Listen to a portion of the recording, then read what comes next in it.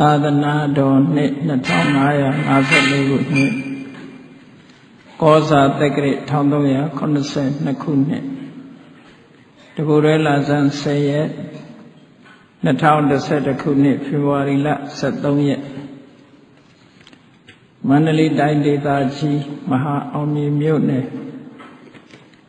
မဟာအောင်မြေရွှေသားလျောင်းဓမ္မဗိမာန်တော်တွင်ဆင်ရင်ကျင်းပပြုလုပ်အပ်သောယရနာလူငယ်ဗုဒ္ဓဒေသနာတော်ပြန်ပွားရေးအဖွဲ့၏လေးနှစ်ပြည့်အထိမ်းအမှတ်တရားတော်များကိုပူဇော်ခြင်းအထူးဓမ္မသဘင်အခမ်းအနား၌ချမ်းမြတ်သာစီမြို့နယ်64လမ်းနာကြီး1မြင်းဆောင်98နှစ်မိခင်ကြီးတော်တောင်းစိန်အားယေရှု၏ဦးညိုဝင်းတော်တန်းတင်သာသမီမြေမြင့်တစုတို့အမတဒါနဓမ္မဒါနအဖြစ်ဖြင့်ဟောကြားအပ်သောစိတ်အညစ်အကြေးများကိုဖယ်ရှားခြင်းအကြောင်းတရားဒေသနာတော်ဤကနေ့ညတပါးသဘင်ခန္ဓာကိုရွှေဖုံးတော်သခင်ရှင်တော်မြတ်ဖရာ၏မဟာကရုဏာဂုဏ်ကိုအာယုံပြုကတည်ကျူဖွဲ့ဆိုအပ်သောဝန္ဒနာပနာမအာတိတဂါထာကိုရွတ်ဆိုပူဇော်ခြင်းဖြင့်စတင်ကြရအောင်ယောကပဂောတိဟိပိယပမေယံကာလံကရွန်တော်တိဒုက္ခရာနိခေရံကတောလောကဟိတယာနာထောနမောမဟာကရုဏိကတတတ္တယောနာထောဝိနိယမြာစွာတတ္တဝါဤချမ်းသာစီးပွားလိုလားတောင်းတဂုံပေါင်းခါသဖြင့်နာထမြည်များခြင်းရှင်တော်မြတ်ဖရာသည်ကပ္ပကောတိပိဂရေကဘာအရေးအတွက်သင်္ချာတို့ဖြင့်တော်လဲအဘယ်မေယံရေအတွက်တိုင်းတာဖော်ပြခြင်းငါမစွမ်းနိုင်ပါသောကာလံလေးအသင်ချေသိနေကဘာရှိကြသောကာလပတ်လုံးလောကဟိတယတတ္တလောကဤအကျိုးစီးပွားအလုံးငါအတိဒုက္ခရာနိဥ္စာတဲ့ခြင်းလည်းအင်္ဂါမေတ္တာကြီးမှသမိတာနှင့်တထာဇနီဆွန်ခြင်းကြီးဟုကျက်တိထဝယ်ငါးသွဲအစုအလုံးခဲရင်တော်မူတော်ကိုကရွန်တော်ဖျားဖြစ်ရန်ရည်တန်ကြိုးကုပ်အာထုတ်တော်မူရသည်ဖြစ်၍ခေရလက်ချေမျက်လုံးအသက်ဆုံးလည်းနှလုံးစိတ်ဝံကိုရောဤပင်မညင်းတို့ကတောဘဝဒါနချိန်ဖန်များစွာရောက်တော်မူကြရရှာလိပြီမဟာကရုဏီကတတ္တဝါများယင်ဝေတာကဲ့သို့တနာချစ်ခင်မဟာကရုဏာရှင်ဖြစ်တော်မူသောတသနာတသဝိနည်းများစွာတတ္တဝါဤချမ်းသာစီးပွားလိုလားတောင်းတဂုံပေါင်းခါသဖြင့်နာထမြညာထိုရှင်တော်မြတ်ဖရာအား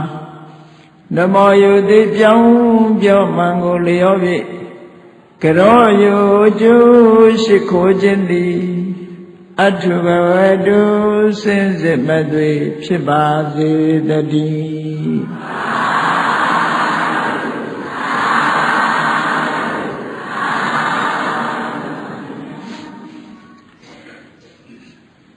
စိတ်အညစ်အကြေးများကို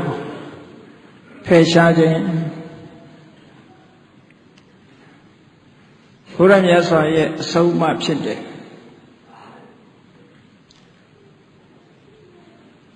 ဘုရားဒေသနာအတော်အရနိဗ္ဗာန်ရောက်အကြောင်းကျင့်စဉ်တစ်ခုကျင့်ကြံကြိုးကိုအထောက်တဲ့ပုဂ္ဂိုလ်ပဲဖြစ်ဖြစ်တဏှာဝှဆင်းရဲတဲ့မှာကျင်လီနေရတဲ့အခိုက်အတန့်အခါကာလမှာဆင်းရဲဒုက္ခတွေလဲနိုင်တယ်များလဲသွားအောင်ကျင့်သုံးနေထိုင်ခြင်းအတွက်ဖြစ်စီစိတ်ဖြူစင်အောင်လုပ်ဖို့ဟာအမှန်တမ်းအရေးကြီးတယ်မြတ်စွာဘုရားသခင်ကိုရောမြတ်ကစိတ်ညစ်နွမ်းနေလို့ရှိရင်အခြေအနေဇိုးတစ်ခုကို ကျင်ဆိုင်ရလိမ့်မယ်စိတ်တွေတန်ကိလေချေဒုက္ခတိပါတိကင်္ခဒုက္ခတိဆိုတာအပင်ငရဲအပယ်ဆင်းရဲကိုရည်ညွှန်းတဲ့စကားဖြစ်တော့လဲဒုက္ခသဂတိဒုက္ခတိဆိုတဲ့အဓိပ္ပာယ်ဖွင့်ဆိုချက်အရာအပင်ငရဲကြတာဟာဒီတဲ့ပြင်းထန်တဲ့ဆင်းရဲဒုက္ခဖြစ်တယ်သို့တော့စိတ်ညစ်နွမ်းနေလို့ရှိရင်အပင်ငရဲမကြတောင်မှဒုက္ခတွေကြုံတွေ့နိုင်တယ်လို့သူတို့ပြောတာနော်ဒါကြောင့်စိတ်ညစ်နွမ်းနေလို့ရှိရင်ဒုက္ခရဲ့အနေအထားကိုဖြစ်ပေါ်စေနိုင်တယ်ဒုက္ခရောက်နိုင်တယ်ဒုက္ခကိုသာမျောလင့်နိုင်တယ်သို့သောလူတွေကမျောလင့်နေတာဒုက္ခကိုမျောလင့်တာမိမိတို့မျောလင့်တဲ့ဒုက္ခရမှာမဟုတ်ဘူးတဲ့ဒုက္ခကိုပဲရစိတ်တွေတန်ကိလေထေဒုက္ခတိပါတိကင်္ခတပည့်စိတ်တွေဝိတုဒ္ဓေဒုက္ခတိပါတိကင်္ခစိတ်စင်ကြယ်တန်ကျင်းကြီးဆိုလို့ရှိရင်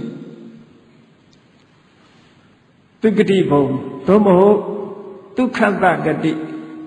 ချမ်းသာဒုက္ခရဲ့ဖြစ်ပေါ်လာဖို့ရန်အတွက်မျှော်လင့်နိုင်တယ်ချမ်းသာဒုက္ခဖြစ်လာနိုင်တယ်လို့အဲ့ဒါဆိုလိုတဲ့အဓိပ္ပာယ်ကိုခြုံငုံပြီးတော့ပြောရမယ်ဆိုရင်စိတ်နဲ့ညာရင်ဒုက္ခရောက်တတ်တယ်စိတ်ဖြူစင်လို့ရှိရင်ချမ်းသာဒုက္ခရနိုင်တယ်အဲ့ဒါလို့ဆိုလိုတာအဲ့တော့မြတ်စွာဘုရားရဲ့တရားတော်ဟာပြုပြင်ဖို့ဟောတဲ့တရားတွေကြီးပဲအဓိကရှုဆိုတာကတော့တမန်လောက်ပဲသို့သောဒီကနေ့လောကသားတွေကအရေးတကြီးအလေးထားပြီးတော့ပြင်းနေကြတာဘာတွေတော့ဆိုရုပ်ပဲပြင်းနေကြတာကောင်းမောဆာမင်လေးလှအောင်ပြင်းနေကိုယ်မျက်နှာလှအောင်ပြင်းနေဝတ်တဲ့အဝတ်စားတွေလှအောင်ပြင်းနေကိုယ်ပတ်ဝန်းကျင်တွေလှအောင်ပြင်းနေသို့သောစိတ်ကိုပြင်ဆင်ဖို့စိတ်ကိုလှအောင်ပြင်ဖို့ဆိုတာကြတော့တတိမရတဲ့လူကရာခိုင်နှုန်းများဆိုလိုတာကစိတ်မှမလှရင်ရုပ်လည်းမလှနိုင်ဘူးလို့စိတ်ကိုအဓိကထားဟောတဲ့ဒေသနာဖြစ်လို့မြတ်စွာဘုရားရဲ့ဒေသနာကိုအပေါ်ယံလေးလေ့လာတဲ့ပုဂ္ဂိုလ်အချို့ကဘုရားရဲ့ဟောပြောချက်ဟာတို့မို့ဗုဒ္ဓဝါဒဟာidealism ဆိုပြီးတော့ပြောကြတယ် idealism ဆိုတာစိတ်တာပဒါနစိတ်တာအရှိတရားအဖြစ်လက်ခံတာ idealism လို့ခေါ်မြတ်စွာဘုရားကအဲ့ဒါလို့မဟောဘူးစိတ်တာရှိတယ်လို့ဟောတာမဟုတ်ဘူးစိတ်ကိုပြင်ဆင်ရမယ်လို့သာဟောတာစိတ်ကိုဖြူစင်အောင်ထားရမယ်လို့ဟောတာစိတ်တာအရှိတရားဒီလိုပြောတာမဟုတ်ဘူးစိတ်ဟာအဓိကလို့ဒီလိုပြောတာလည်းမဟုတ်ဘူးစိတ်ဖြူစင်အောင်လုပ်ရမယ်အဲ့တော့သူတို့ဖွင့်ဆိုတဲ့ idealism ဆိုတာ ਨੇ တခြားစီဒါကြောင့်မို့ဘုရားဝါဒဟာတချို့ပြောသလိုနံဝါဒ idealism မဟုတ်ဘူးလို့ဒီ idealism ရဲ့စံကျင်ဘက်ကတော့ materialism လို့ခေါ်တယ်ရုပ်ဝါဒဆိုတာရုပ်တာအရှိတရားစိတ်ဆိုတာရုပ်ကိုအကြောင်းပြုပြီးတော့ဖန်တီးဖြစ်ပေါ်လာတဲ့အရာလို့ဒီလိုအမြင်ရှိတဲ့ပုဂ္ဂိုလ်တွေကလည်းရှိတာအဲ့တော့မြတ်စွာဘုရားရဲ့တရားတော်တွေကိုလေ့လာကြည့်မယ်ဆိုလို့ရှိရင်ရုပ်တာအရှိတရားမဟုတ်ဘူးရုပ်လည်းရှိတယ်နာမ်လည်းရှိတယ်ရုပ်နဲ့နာမ်နှစ်ခုပေါင်းစပ်လိုက်တဲ့အခါမှာစွမ်းရည်တတိဆိုတာရလာတယ်ဝိတ္တိမဲ့မှာကြည့်မယ်ဆိုလို့ရှိရင်ရူပံနိဋ္ဌိစံရုပ်ကြည်တက်မှာဘာမှပါဝါမရှိပါဘူးတဲ့ရုပ်ကြည်တက်ကစကားလည်းမပြောနိုင်ဘူးစားလည်းမစားနိုင်ဘူးသွားလည်းမသွားနိုင်ဘူးဒါမှမဟုတ်နိဋ္ဌိစရုပ်တက်ပါဝါမရှိဘူးစွန့်ရည်တတ်တယ်မရှိဘူးလို့ပြောတယ်နာမ်နဲ့ပေါင်းစပ်မှနံတရားနဲ့စိတ်နဲ့ပေါင်းစပ်လိုက်တဲ့အခါမှာရုပ်ဟာစကားပြောတယ်စားတယ်သွားတယ်စသဖြင့်လှုပ်ရှားမှုတွေဖြစ်ပေါ်လာ ဒါကိုယ့်ဘက်ကိုစဉ်းကျင်စဉ်းစားကြည့်ပေါ့မြတ်စွာဘုရားဒီဟောထားတဲ့တရားတော်တွေဟာမြတ်စွာဘုရားကိုယ်တိုင်ကတန်ဋိဋ္ဌိကိုယ်တိုင်မြင်နိုင်တယ်လို့ပြောထားတာကိုမကြည့်ရင်တော့မမြင်ဘူးပေါ့လောကမှာတတိမမှုဂုမမြင်ဆိုတာဒါကြောင့်မို့တတိတံစင်ညာကိုအရင်ထူထောင်ရတတိရှိရမယ်ကိုယ့်ရဲ့အခြေအနေကိုကိုယ့်အကိုထိုင်ပြီးတော့လေ့လာကြည့်စိတ်ကိုလေ့လာတယ်ရုပ်ကိုလေ့လာအဲ့ဒီလေ့လာတာကိုပဲဒီကနေ့ခေတ် meditation လို့ခေါ်တာအဲ့တော့ကမ္မထာထုတ်တဲ့ရဲ့အဓိပ္ပာယ်ကိုယ့်ကိုပြန်လေ့လာကိုယ့်စိတ်ကိုလေ့လာတယ်ကိုယ့်ရုပ်ကိုလေ့လာစိတ်အခြေအနေတွေဘယ်လိုဖြစ်တယ်ရုပ်အခြေအနေတွေဘယ်လိုဖြစ်တယ်သိအောင်လေ့လာအဲ့ဒါလို့လေ့လာမှသိတာမလေ့လာလို့ရှိရင်မသိဘူးဒါကြောင့်မို့ဒါတွေကလေ့လာလိုက်ပဲဆိုလို့ရှိရင်အခြေအနေတွေကိုအကုန်သိလာရုပ်ကိုယ်သာလင်နိဋ္ဌိစပါဝါမရှိဘူးလို့ခေါ်တာမဟုတ်ဘူးမြတ်စွာဘုရားနာမံပိနိဋ္ဌိစံနန္တရားဟာလည်းပဲသူကြည့်တက်တဲ့ဆိုပါဝါမရှိဘူးဟုတ်တယ်လေနန္ကြီးတက်တဲ့ဘယ်လိုလမ်းလျှောက်နန္ကြီးတက်တဲ့လမ်းလည်းမလျှောက်နိုင်ဘူးထမင်းလည်းမစားနိုင်ဘူးစကားလည်းမပြောနိုင်ဘူးနန္ကြီးတက်တဲ့ဆိုဟောနှစ်ခုပေါင်းလိုက်ပြီဆိုလို့ရှိရင်နာငါစကားပြောခြင်းတော့ယောဂပြောပေးနာငါစားခြင်းတော့ယောဂစားပေးရနှစ်ခုပေါင်းလိုက်မှအလုပ်ဖြစ်တယ်လို့ပြောဝိသုဒ္ဓိမတ်မှာသေချာလေးလာကြည့်အဲ့ဒီလိုဟောထားတာဟာမြတ်စွာဘုရားရဲ့အလိုကြပဲအဲ့တော့မြတ်စွာဘုရားရဲ့ဝါဒကိုရုပ်သာအရှိတရားလို့ဆိုတဲ့ materialism လို့လည်းပြောလို့မရဘူးနန္တာအရှိတရားလို့ပြောတဲ့ idealism လည်းပြောလို့မရဘူးဒါကြောင့်မို့ပြောလိုက်တာတော့ဘာလဲလို့ဆို realism လို့ပဲပြောလို့ရတယ် realism ဆိုတာအမှန်ကိုဖော်ပြတဲ့ဝါဒတကယ်လက်တွေ့အရှိကိုသာလည်းပြောတယ်အမှန်ကိုသာလည်းပြောတယ်ဒါကြောင့်မို့လို့မြတ်စွာဘုရားတရားတော်တွေကအမှန်သိအောင်ကြိုးစားအထောက်ကြအမှန်မသိသေးတဲ့ပြန်တန်တရားမလွတ်ဘူးအမှန်မသိရင်အမှားသိနေတယ်အမှားသိနေတာကိုအဝိဇ္ဇာလို့ခေါ်တာပဲအဲ့ဒီအဝိဇ္ဇာရှိနေလို့ရှိရင်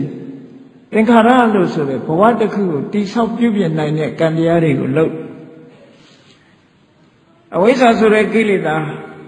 သင်္ခါရဆိုတဲ့ကံနဲ့ကိလေသာနှစ်ခုပေါင်းစပ်လိုက်တဲ့အခါမှာဝိညာဏလို့ဆိုတဲ့ဘဝရဲ့အစတစ်ခုဖန်တီးတယ်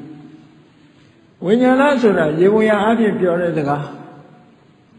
သင်္ခါရပစ္စယဝိညာဏနဲ့မကဘူးအတိညတဇမဘုံကြတဲ့အခါကျတော့သင်္ခါရပစ္စယဇီဝိတနဝကရုပ်ကိုဖန်ဆီးပေးတယ်လို့ဒီလိုပြောရုပ်တာရှိတဲ့ဘုံကြတော့ဝိညာဏမဟုတ်တော့ဘူးပေါ့အဲ့တော့ဆိုလိုတာကအမှန်မသိလို့ရှိကံနေရှိလာလေကောင်းကံဆိုးကံဆိုတာရှိလာလို့ရှိရင်ဘဝတစ်ခုကပေါ်လာလိမ့်မယ်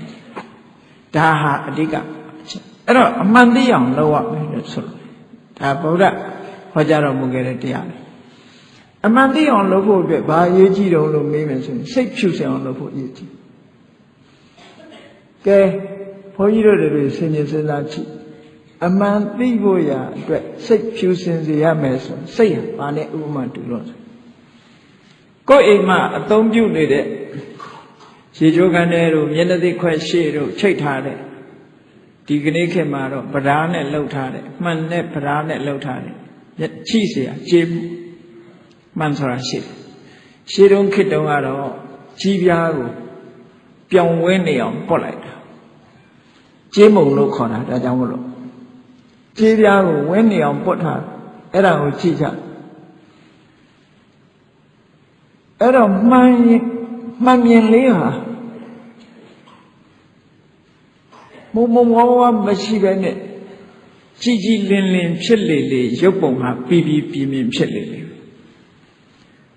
ချင်းမုံလေးကပြီးကြည်ကြည်လင်လင်ဖြစ်လေမိမိရဲ့မျက်နှာရိပ်ဟာပြီးပြင်းပြင်းမြင်ရလေပဲအဲ့တော့ကိုယ်စိတ်အခြေအနေကလည်းဒီလိုပဲ စင်ကြယ်လေးလေးမိမိရဲ့တဏ္ဍာမှာရှိတဲ့သဘာဝတရားတွေကိုပြီးပြီးပြင်းပြင်းမြင်ရလေလေပဲမိမိတဏ္ဍာမှာရှိတဲ့သဘာဝတရားတွေကိုပြီးပြီးပြင်းပြင်းမြင်ရင်လို့ရှိရင်စိတ်ကိုကြည်ကြည်လင်လင်ဖြစ်အောင်လုပ်ပါလို့ဒီလိုဆုံးလို့တာပေါ့အဲ့တော့မြတ်စွာဘုရားဟောတဲ့တရားကအလွန်လက်တွေ့ကျတဲ့တရားရှိလက်တွေ့ကျတဲ့တရား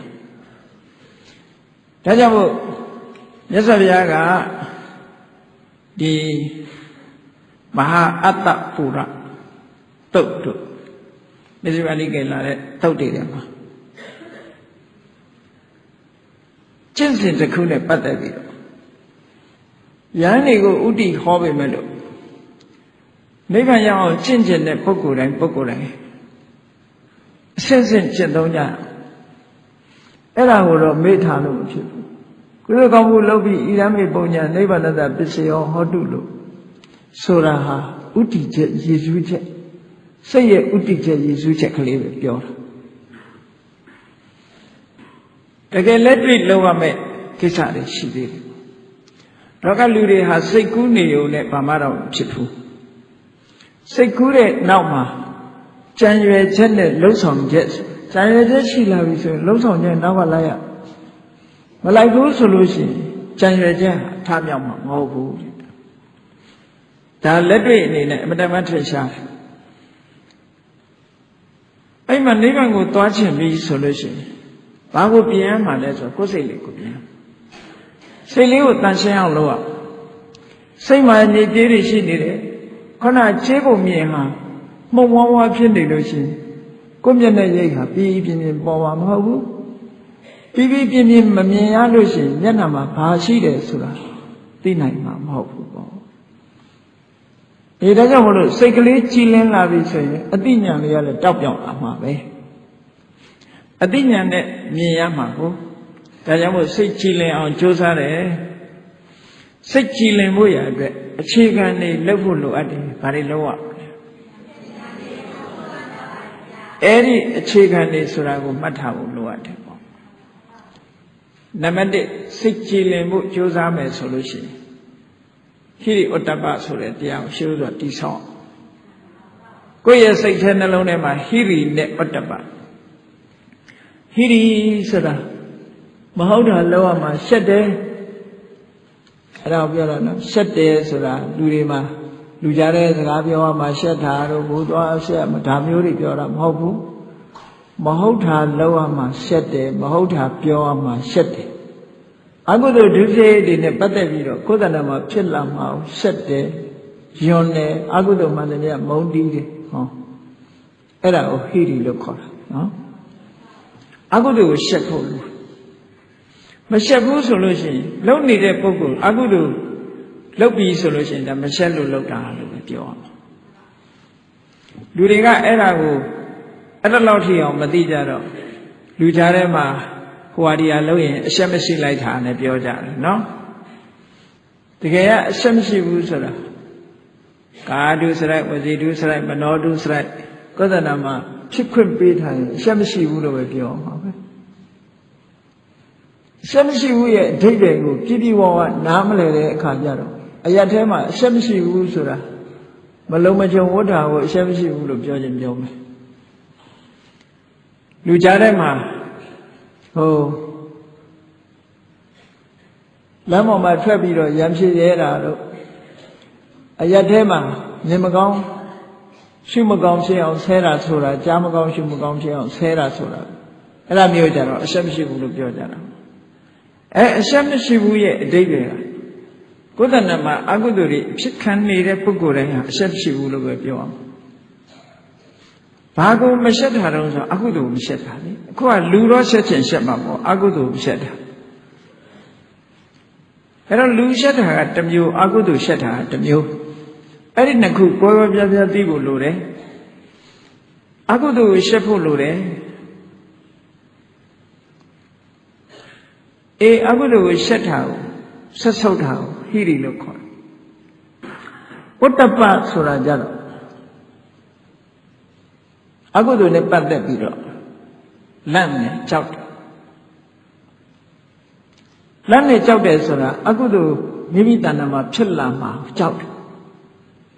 အကုသိုလ်မိမိတဏ္ဍာမှာဖြစ်ပေါ်လာလို့ရှိရင်ခံရမယ့်အကျိုးဆက်တွေကိုလည်းကြောက်တယ်ဟောအဲ့ဒါကိုစာပေကျမ်းဂန်တွေမှာထင်ရှားဥပမာတစ်ခုပြောထားတယ်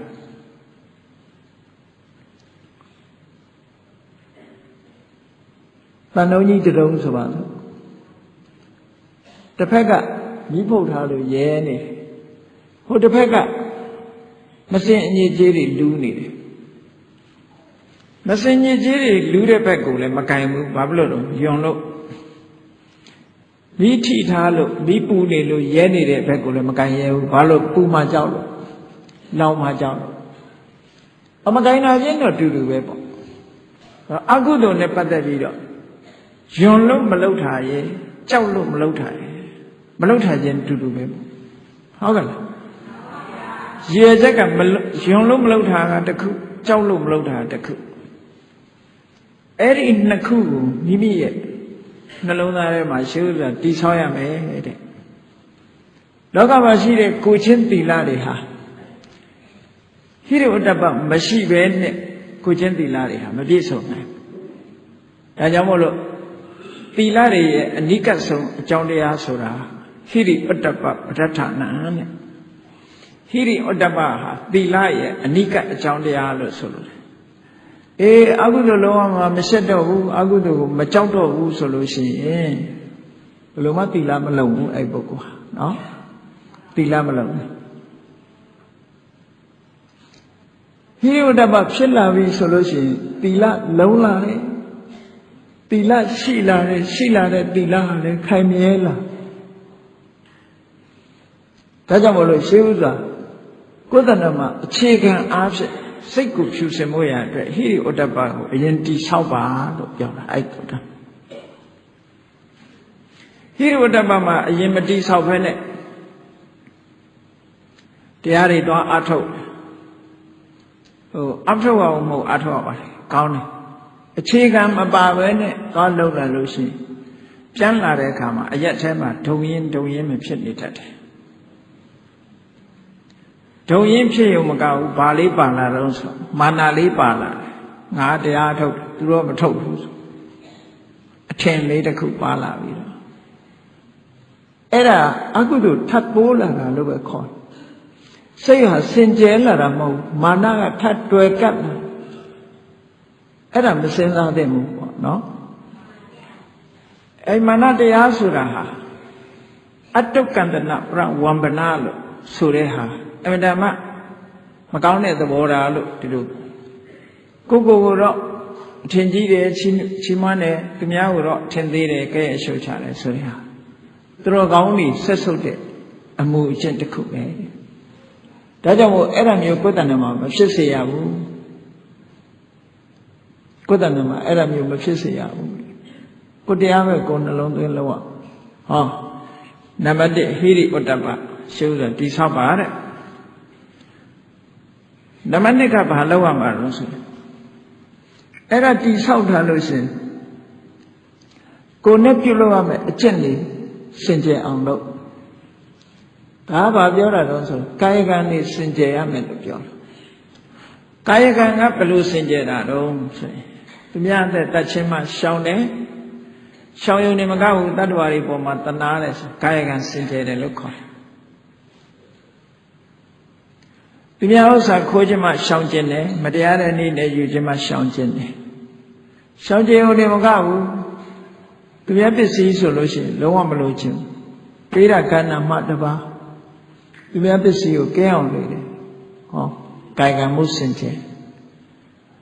ကာမိတုမိစ္ဆာစာရမှရှောင်တယ်ရှောင်ရုံနဲ့မကဘူးစိတ်နဲ့တောင်မပြတ်မအောင်ကြိုးဆိုင်တယ်ဟောကာယကံမှုစင်ကြယ်အဲ့ဒီစင်ကြယ်အောင်အရင်လုပ်တယ်ပြီးတဲ့ခါကျတော့ဘာစင်ကြယ်အောင်လုပ်ရမှာလို့ဆိုဝစီတမာစာရနောက်ကပြောတဲ့ကိစ္စတွေလည်းပဲနောက်ကပြောတဲ့စကားတွေလည်းပဲစင်ကြယ်အောင်လုပ်နေမပြောဘူးမှန်တာပဲပြောတယ်မတည့်အောင်မပြောဘူးညီညွတ်စေတအောင်သာပြောတယ်ဆဲရည်တိုင်းထွာရိုင်းပြတဲ့စကားကိုမပြောဘူးယဉ်ကျေးကျေးနားခံတာအောင်ပြောတယ်ကျင်နာတဲ့စကားမျိုးပဲပြောတယ် အကျိုးမဲ့စကားတွေကိုမပြောဘူးအကျိုးရှိတဲ့တရားစကားလိုဟာမျိုးပြောတယ်ဆိုဟောတာဟာနှုတ်နဲ့ပတ်သက်ပြီးစင်ကြဲလာပြီလို့ပြောတယ်နောက်တစ်ခုကစိတ်နဲ့ပတ်သက်ပြီးတော့စင်ကြဲအောင်လုပ်တရားပစ္စည်းကိုကိုယ်ပစ္စည်းအဖြစ်လို့တဲ့လောဘနဲ့ဘယ်တော့မှမတွေးဘူးတစ်ဖက်သားကိုပျက်စီးစေလို့တဲ့ဒီလူပျက်စီးသွားရင်ကောင်းမှာပဲဒီလူဘာဖြစ်သွားရင်ကောင်းမှာပဲနဲ့မကောင်းတဲ့ဟာဖြစ်သွားအောင်ဒေါသနဲ့တွေးတဲ့အတွေ့မျိုးကိုယ်တဏ္ဍာမှာဖြစ်စေကံဤအကျိုးကိုညှင်းပယ်တဲ့နတ္ထိကဝါဒအဲ့ဒါနဲ့ဆက်နွယ်ပြီးကံကိုညှင်းပယ်တဲ့ဒီအကရိယဝါဒကံရောအကျိုးရောနှမျိုးစလုံးညှင်းပယ်တဲ့အကရိယဝါဒဆိုတာမျိုးတွေအဲ့ဒါတွေကိုလက်ခံကျင့်သုံးတဲ့မိစ္ဆာဒိဋ္ဌိကိုယ်တဏ္ဍာမှာမရှိစေဘူးမှန်ကန်တဲ့အမြင်တစ်ခုရှိပြီဆိုရင်စိတ်စင်ကြယ်တယ်လို့ပြောတယ်နောက်တစ်ခုကတော့အသက်မွေးမှုစင်ကြယ်ရမယ်လူလောကဘဝမှာလူဖြစ်လာပြီလူလောကမှာလူဖြစ်လာပြီဆိုရင်စာဝတ်နေရေးဆိုတာပြည့်စုံအောင်လုပ်ရတယ်ဒါမှန်တယ်မလုပ်လို့မရဘူးလုပ်အောင်မှာပဲဘုန်းကြီးတွေရဲ့စာဝတ်နေရဲ့ဘာတော့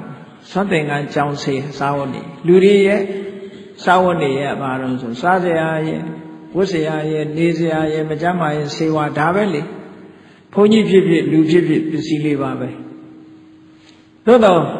အခေါ်လေးကွဲတယ်သူပစ္စည်းလေးပါကိုဖြစ်ပေါ်လာစေဖို့အကြောင်းတရားကွဲကြတယ်လူမှလည်းစားစရာရှိရမယ်ဝတ်စရာရှိရမယ်နေစရာရှိရမယ်မကြမ်းမာရဲ့စေဝါရှိရမယ်ဘုန်းကြီးတွေလည်းဒါပဲပစ္စည်းလေးပါ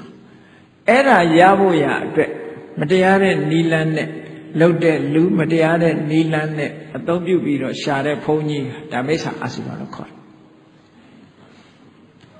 တယ်ဓမ္မလမ်းကြောင်းအတိုင်းရှာဖွေတယ်ဓမ္မလမ်းကြောင်းအတိုင်းရအောင်ကြိုးစားတယ်ဆိုရင်တမ္မာအာစီဝါအဲ့ဒါလို့အသက်မွေးမှုနဲ့ပတ်သက်ပြီးတော့လည်းစင်ကြယ်စေရမယ်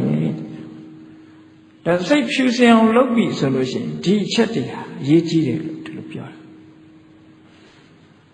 နောက်တစ်ခုကဘာလို့ဆိုလို့ရှိရင်မျက်စိနာနာတရားကိုစိတ်လို့ခေါ်တယ်ဣန္ဒြေ6ပါးကိုထိမ့်သိမ်းစောင့်ရှောက်ဖို့လိုတယ်ဣန္ဒြေထိမ့်တယ်ဆိုတော့ကြည်ကျင်တာမကြည့်ရဘူးနားထောင်ကျင်တာမထောင်အောင်ဒီလိုပြောတာမဟုတ်ဘူးဣန္ဒြေထိမ့်တယ်ဆိုတဲ့အဓိပ္ပာယ်ကမျက်စိကကြည့်เสียကြည့်ပြီးတော့လောဘဒေါသမဖြစ်စေနဲ့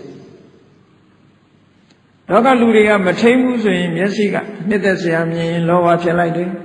မုန်းတိเสียမြင်လို့ရှိရင်ဒေါသဖြစ်လိုက်တယ်အတိညာကင်းမဲ့လို့ရှိရင်မောဟဖြစ်တယ်ဆိုဟောလောဘဖြစ်လိုက်ဒေါသဖြစ်လိုက်မောဟဖြစ်လိုက်နားကကြားလိုက်ရင်လည်းလောဘဖြစ်လိုက်ဒေါသဖြစ်လိုက်မောဟဖြစ်လိုက်နှာခေါင်းကအနံ့ရအရာထဲဆိုတာဆိုပြီးဘယ်ကငပိကြော်တာတော့ငရုတ်သီးကြော်တာစပြီးတော့နော်အနံ့ရလာလို့ရှိရင်လောဘဒေါသဖြစ်တတ်တယ်လေကိုကြိုက်တဲ့ဟာလေးဆိုမှုလိုက်တာပေါ့မကြိုက်တာကြတော့နံလိုက်တာလျှာနဲ့အလည်းလောဘဖြစ်တတ်တယ်ဒေါသဖြစ်တတ်တယ်မောဟတွေဖြစ်တတ်တယ်ခန္ဓာကိုယ်အထိတွေ့နေလဲလောဘတွေဖြစ်တယ်ဒေါသတွေဖြစ်တယ်မောဟတွေဖြစ်တယ်အဘိဇာဒေါမနတလို့ဆိုတဲ့ဒီအကုသိုလ်တွေလာနေစိတ်ထဲကကြံတွေးရင်လည်းဒါမျိုးတွေလာတတ်တယ်။အော်မျက်စိနာနာလျှာကိုယ်စိတ်လို့ခေါ်တယ်။ဆရာလွှမ်းမိုးပြီးတော့ကြီးစိုးထားတဲ့ဣန္ဒြေ6ပါးကိုအဲ့ဒီဣန္ဒြေ6ပါးတကား6ပေါက်ကနေပြီးတော့အကုသိုလ်တွေမဖြစ်အောင်တတိဆိုတာနဲ့ဆုတ်ပိတ်ပြီးတော့အသိပညာနဲ့ဖယ်ရှားပြစ်နေတာဒါအိန္ဒြေကိုလုံအောင်လုပ်တယ်လို့ဒီလိုပြောတာနော်အဲ့တော့ဤစနစ်ကိုမသိဘူးဆိုရင်ဣန္ဒြေကြီးဆိုတာတချို့ကမျက်လွှာကြီးချပြီးတော့တောင်ကြီးမြောက်ကြီးမကြည့်ပဲနေတာကိုဣန္ဒြေရှိတယ်လို့ထင်နေမှာနော်သူတွေးချင်ရတွေးရင်မနှိမ်တရေမလုံဘူးလေ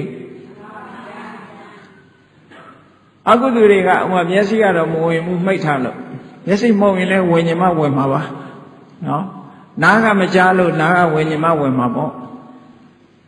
နှာခေါင်းကအနတ်မရတဲ့ယောဂဖြစ်လဲဝင်ရင်မှဝင်မှာပေါ့အဲ့တော့လျှာတို့ကိုယ်တို့လည်းထို့တူပဲပေါ့ဆိုလိုရင်းကအကယ်၍သာမျက်စိကြီးအောက်ချနေတာကိုအိန္ဒြေရတယ်လို့ယူဆမယ်ဆိုလို့ရှိရင်မျက်မမြင်ရင်အိန္ဒြေရနေတာပဲကြည့်မှကြည့်လို့မှမမြင်နိုင်တို့ဣန္ဒြေလုံတယ်လို့ပြောလို့ရ မရဘူးတကား6ပေါက်သူကသူပိတ်ထားပဲရှိတယ်အကုသိုလ်ကတော့ဝင်လို့မရလို့သာမဝင်ဘူးဝင်တာဘယ်ဝင်မဝင်လို့ရတဲ့နေရာဝင်နေမှာပဲဟုတ်ကဲ့လားဆိုလိုတာကဝင်လို့ရတဲ့နေရာတွေမဝင်အောင်လုပ်တာဒါကိုပြောတယ်အိန္ဒိယဘာဝနာသုံးပါလဲမြတ်စွာဘုရားဒါထိတိမင်းလင်းဟောထားတာရှိတယ်အဲ့ဒါလို့အိန္ဒြိယေတုဂௌတ္တ द्वार အိန္ဒြေတွေကနေအိန္ဒြေတွေမှာတကားလုံခြုံအောင်ထိန်းသိမ်းဆောင်ရှောက်မှုဆိုတာလိုအပ်တယ်နောက်တစ်ခုကဘာလို့ဆိုရင်ဘောဇနေမတ်တင်ညွတ်တာအစာအာဟာရစားတဲ့အခါမှာဆင်ញင်တုံတရားနဲ့စားဖို့လိုအပ်တယ်ဆိုလိုတာကတော့ကြိုက်လို့စားတာလားစားတဲ့လို့စားတာလားဒီနှစ်ခုရှိရဘာအတွက်စားတာရည်ရွယ်ချက်မှန်မှန်ကြိုက်လို့စားတာဆိုမမှန်ဘူးဟုတ်ကဲ့လားစားတဲ့လို့စားတာအစာအာဟာရမစားလို့ရှိရင်ခန္ဓာကိုယ်ကြီးတည်တတ်မှာမဟုတ်ဘူးအလုံးလုံးနဲ့မှာမဟုတ်ဘူးအဲ့တော့ခန္ဓာကိုယ်ဆိုတာတပိတ္တအာဟာရထိတိကအာဟာရကြောင့်တည်တယ်စားတဲ့နဲ့ဘာအတွက်စားတယ်ခန္ဓာကိုယ်တည်ထမ်းဖို့သက်ရှိဖို့လုံးလုံးနိုင်ဖို့ဆိုတဲ့မှန်ကန်တဲ့ရည်ရွယ်ချက်တွေကိုသိပြီးတော့စားတာမတ်တင်ညူလို့ခေါ်တယ်ပြီးတော့စားတဲ့အခါမှာလည်းအတိုင်းတာလေးနဲ့အေးကြိုက်ပြီဆိုရင်နင်းကန်စားအစာမကြေယောဂါတွေဖြစ်အဲ့ဒါလည်းအတိုင်းတာတစ်ခုမသိဘူးလို့ပြောတာနော်အဲ့တော့အတိုင်းတာတစ်ခုသိပြီးတော့စားရမယ်တဲ့ဒါတွေကစိတ်စင်ကြယ်မှုစိတ်ရဲ့အညစ်အကြေးတွေကိုဖယ်ရှားတော့မယ်ဆိုရင်အခြေခံအားဖြင့်လိုအပ်ချက်တွေလို့ဒီလိုပြောတာနောက်တစ်ခုကတော့ဇာကရိယာနုယောဂနိုးကြာကြာကြိုးစားရနိုးကြာကြာကြိုးစားမိမိလျော်ရောလှုပ်ချင်တဲ့ခါလှုပ်မလှုပ်ချင်တဲ့ခါနေမဟုတ်ပဲနိုးကြာကြာကြိုးစားနိုးကြာကြာကြိုးစားတယ်ဆိုတော့ကိုယ်တဏ္ဍာမှာရှိတဲ့စိတ်ရဲ့အညစ်အကြေးတွေဖယ်ရှားပြစ်ဖို့ရချိန်ရှိတဲ့ထဲမှာကြိုးစားပြီးတော့အထောက်မှုဟောအဲ့ဒါလို့ကြိုးစားတဲ့အဆင့်မှာ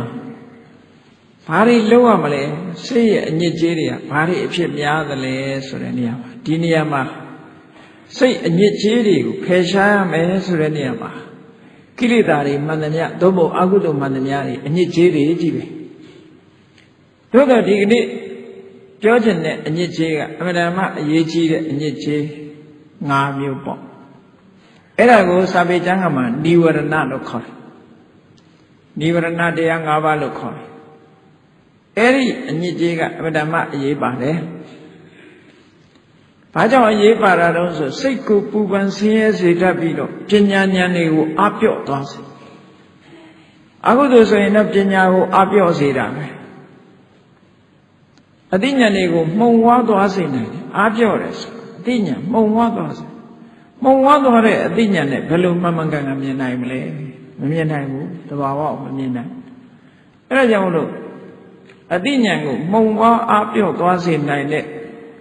ဒီစိတ်ရဲ့အညစ်အကြေးတွေကိုဖယ်ရှားပြရမယ်တဲ့အဲ့ဒီစိတ်ရဲ့အညစ်အကြေးတွေဟာဘာတွေလဲလို့ဆိုရင်ကျင့်ညွတ်မှနိဝရဏတရား၅ပါးပဲပေါ့အဲ့ဒါကိုမြတ်စွာဘုရားကအသေးစိတ်ဟောထားတာနိဝရဏတရား၅ပါးကိုအများသိတာကာမိသန္တာဆိုတဲ့နာမည်နဲ့နိဝရဏဆိုတာရှိတယ်ကာမိသန္တာဆိုတာကာမဆိုတာလိုချင်စရာအာယုန်တွေကိုသန္တာကလိုချင်တာလိုချင်စရာအာယုန်တွေကိုလိုချင်နေတဲ့တဏှာလောဘကာမိသန္တာဆိုလိုတာကာမဂုဏ်အာယုန်တွေပေါ်မှာစိတ်ဝင်စားပြီးဒီပေါ်မှာတွေ့တာမှုတွေများပြားနေတယ်အဲ့ဒီများပြားနေရင်တရားပွဲတော်မလာနိုင်ဘူးဟုတ်ကဲ့လားသို့တော့ဒီသုတ္တံမှာတော့မြတ်စွာဘုရားကကာမိသန္တာဆိုတဲ့အသုံးကိုမသုံးဘဲနဲ့ဘာသုံးထားလဲဆိုအဘိဓါဆိုတဲ့အသုံးသုံးထားတယ်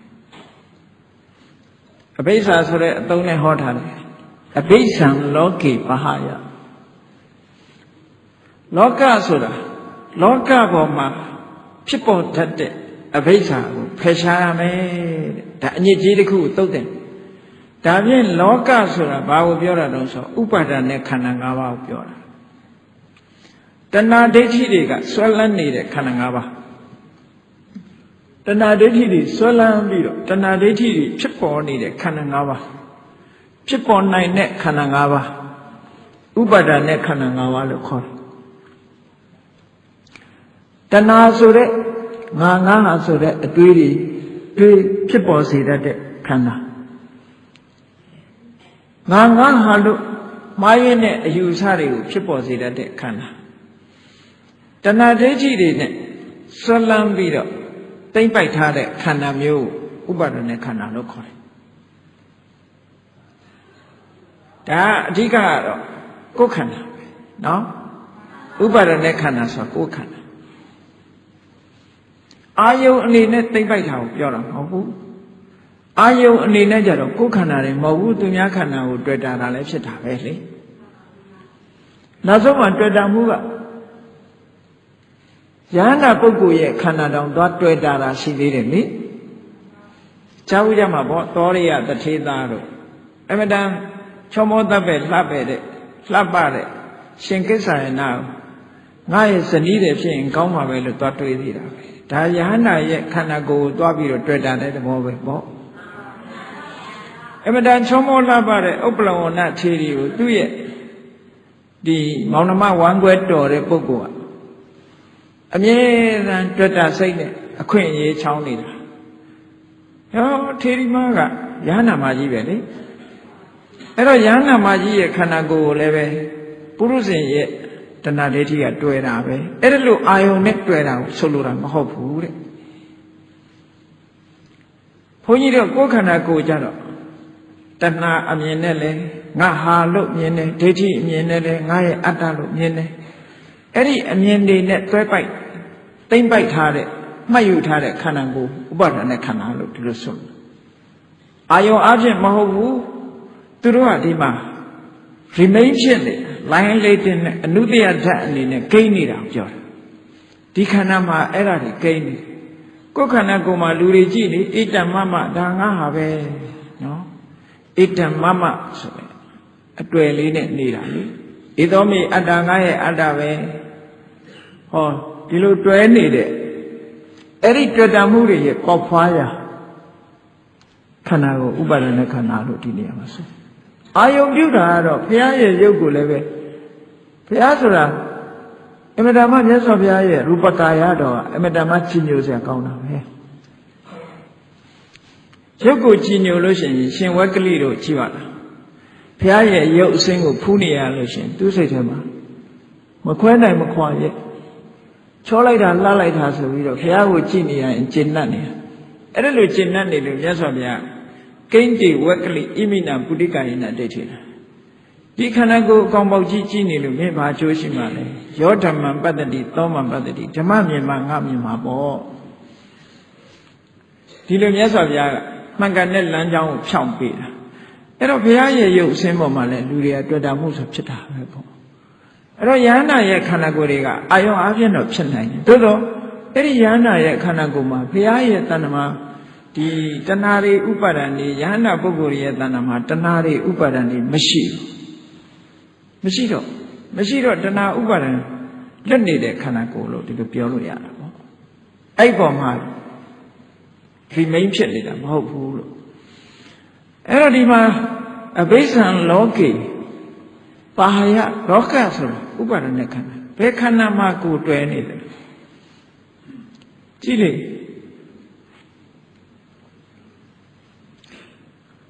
ဒီကိလေသာဆိုတာတွေ့တာတဲ့အပေါ်မှာဖြစ်တာနော်မတွေ့တာဘူးဆိုလို့ရှိရင်ကိလေသာဆိုတာသူကသူငြိမ်းနေတာသူကသူငြိမ်းတဲ့သဘောအခုကသူငြိမ်းတာမဟုတ်ဘူးရှိနေတာကိုနောက်ထပ်မဖြစ်အောင်ငြိမ်းတတ်ရမယ်လို့ပြောတာနော်မလောင်သေးတဲ့မီးကိုသွားငြိမ်းဖို့လိုသလားမလိုဘူးလားစဉ်းစားကြည့်လောင်မလောင်တာဘာသွားငြိမ်းမှလဲမလောင်သေးတဲ့မီးကိုငြိမ်းเสียမှမလိုတာအဲ့တော့လောင်မဲ့အရာကိုတော့ငြိမ်းရလိမ့်မယ်လေသူကသူငြိမ်းသွားတာမဟုတ်ဘူးသူကလောင်မဲ့အချိန်နေရှိရင်မလောင်အောင်လုပ်ရမယ်ပေါ့ဒီလိုဆိုလိုတာပေါ့လောင်မဲ့အချိန်နေရှိနေတာမလောင်အောင်လုပ်အဲ့ဒါကိုက သူကသူလောင်စာမရှိလို့မလောင်တာပြောတာမဟုတ်ဘူးလောင်မဲ့အခြေအနေရှိနေလို့ရှိရင်လောင်မဲ့အခြေအနေတွေကိုဖျက်ဆီးပြစ်နိုင်အောင်ကြိုးစားရမယ်ဒါပြောတာဒါကြောင့်မို့ဥပါဒณะခန္ဓာပေါ်မှာတဲ့အဘိဓါဆိုတာဒီနေရာမှာအရာထဲမှာပြောတဲ့မနောကံအရာမှာပြောတဲ့အဘိဓါဆိုတာသူများပစ္စည်းကိုယ်ပစ္စည်းဖြစ်ခြင်းမှုဆိုတဲ့ဒီဝိသမလောဘအဲ့ဒါကိုပြောတာမဟုတ်ဘူးအဘိဓါဆိုတာလူတဦးကကြည့်လေမျက်စိနဲ့အာယုံတစ်ခုကိုမြင်လိုက်လို့ရှိရင်အဲ့ဒီအာယုံပေါ်မှာတွေးမနေဘူးလားကိုကြိုက်တာလေးဆိုရင်မလေးကောင်းလိုက်တာလှလိုက်တာလူကျင်လိုက်တာအဲ့ဒီပေါ်မှာတွေးနေတာလေတွေးရုံနဲ့မကဘူးနှုတ်ကပါထုတ်ပြောတာလှလိုက်တာလူကျင်လိုက်တာဟောနောက်ဆုံးရအောင်ကြိုးစားတာလို့အဲ့ဒါလို့ဖြစ်ပေါ်စေတတ်တဲ့တဏှာမျိုးကိုဒီနေရာမှာအဘိဓါလို့ပြောတာကိုယ်ဝဲပြပြသိဖို့လိုတယ်မဟာသတိပဋ္ဌာန်သုံးမှာလဲဝိနည်းလောကေအဘိဓါဒေါမနတံလို့အဘိဓါလို့ပဲဟောတယ်မြတ်စွာဘုရားအဲ့ဒီအဘိဓါဟာကာမိသနာကိုပြောတာကိုယ်ပြပြသိဖို့လိုတယ်မနောကံထဲမှာပါတဲ့အဘိဓါကိုပြောတာမဟုတ်ဘူးတရားထုတ်နေတဲ့အချိန်ဘယ်လိုလုပ်အဘိဓါဖြစ်မလဲသူများပစ္စည်းကိုယ်ပစ္စည်းနော်အဲ့ဒီအဘိဓါကိုပြောတာမဟုတ်ဘူးအာယုန်တစ်ခုမြင်လိုက်ရင်အဲ့ဒီအာယုန်ပေါ်မှာလိုချင်တဲ့အတွေးတွေလောဘနဲ့တွေးတဲ့အတွေးတွေကိုမဖြစ်စေနဲ့ဒါကိုဖယ်ရှားပစ်လိုက်လို့ရှိရင်အာယုန်ကိုမြင်မိမဲ့လို့ဒီအတွေးမလာတော့ဖယ်လို့မလာတာမရှိလို့မလာတာမဟုတ်ဘူးတခါတည်းလူကသဘောကောင်းနေတာပတ်ဝန်းကျင်ကောင်းလို့ကောင်းနေတဲ့သဘောကောင်းမျိုးမဆိုလိုဘူးအဆိုးချတဲ့ကအကောင်းဖြစ်ရဒီလိုဆိုလိုတာနော်အခုကလည်းလောဘဆိုတာဖြစ်เสียကောင်းလိုက်တဲ့အတိုင်းကြားတဲ့ကမဖြစ်အောင်နေမှလောဘမဖြစ်အောင်ဖယ်ရှားနိုင်မှတရားကိုဆိုလို့ဒါကြောင့်မို့အဘိဓမ္မာလောကေပါဟယခန္ဓာလို့ဆိုတဲ့ဥပါဒณะခန္ဓာလို့ဆိုတဲ့လောကမှာတဏှာနဲ့တွေးတဲ့တဏှာနဲ့တွေးပြီးတော့ဖြစ်ပေါ်လာတဲ့တဏှာလောဘကိုနောက်ထပ်မပေါ်ရလေအောင်ဖယ်ရှားပြရမယ်အဲ့ဒါလို့ဖယ်ရှားပြခြင်းဖြင့်ဝိကတာဘိစေနစေတတဝိဟရတိအာယုန်ဒီပေါ်မှာတွေ့တာမှုကင်းတဲ့စိတ်နဲ့နေရမယ်ဒါစိတ်ရဲ့အညစ်အကြေးကိုဖယ်ရှားခြင်းပဲနော်တွေ့တာမှုကင်းတဲ့နေရမယ်ဒါရှင်းဖယ်ရှားမယ်ဆိုတော့ဘယ်လိုလုပ်ဖယ်ရှားဖယ်ရှားတဲ့နီလန်းရောရှိရလားရှိတယ်ဖယ်ရှားတဲ့နီလန်းကိုမြတ်စွာဘုရားဟောတာဘာနဲ့ဖယ်ရှားမလဲတတ္တဝါပေါ်မှာတွေ့တာမှုလူပေါ်မှာတွေ့တာမှုနော်တွေ့တာမှုရှိပြီဆိုရင်အတုပဘာဝနာကိုပွားပြီးဖယ်ရှားမယ်ဒါဖယ်ရှားတဲ့နည်းစနစ်တစ်ခုပဲ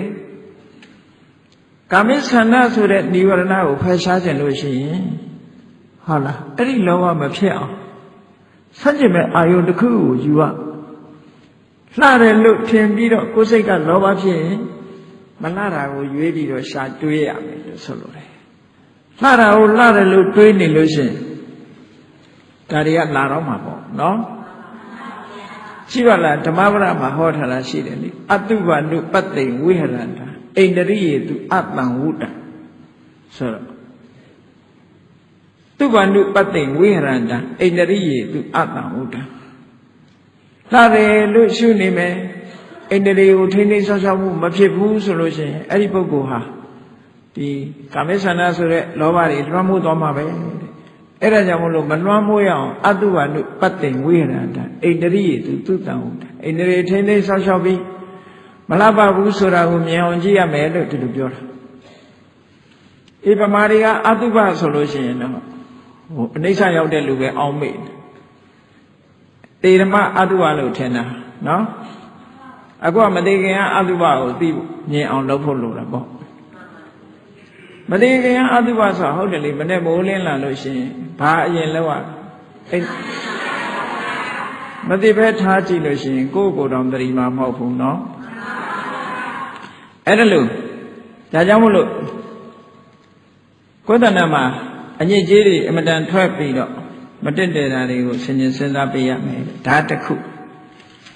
တကယ်ကတော့အဲ့ဒီအတုပနမိတ်ဟာလည်းပဲအတုပအာယုံမတင့်တယ်ဘူးဆိုတဲ့အာယုံကိုမိမိစိတ်ထဲမှာတိဆောက်ပေးတယ်သို့မဟုတ်